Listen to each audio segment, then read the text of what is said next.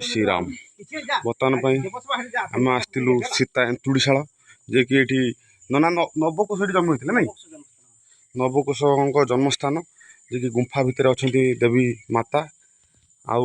आमर रामचंद्र कठौ सब अच्छे कौन नना ये किंवदंती अच्छी टी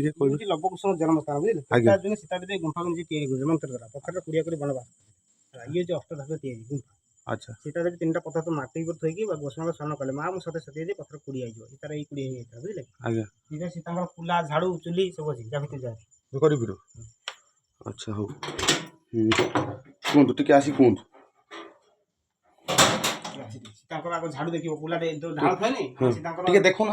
आप देखेले बेटर आसतु बर्तमान नना आमको देखेबे ये आमर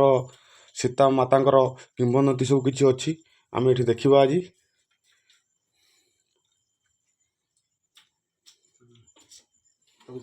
आसतु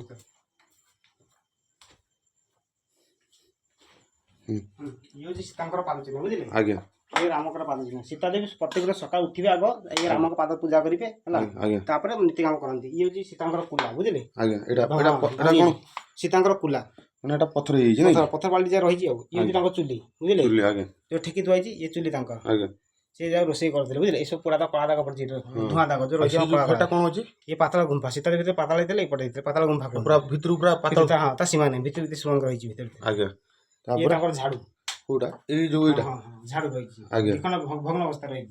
ये सीता देवी लवकुश ये पाताल फुटा माटी भीतर आविर्भाव शिवलिंग जमी ये सेमती आविर्भाव सीता देवी लवकुश अच्छा ये कौन अच्छे एंतुड़ीशाला जो कहते कौन प्रत्येक दिन लवकुश सेका जाए गरम कपड़े अच्छा एटा लगेले विभूति कौन हम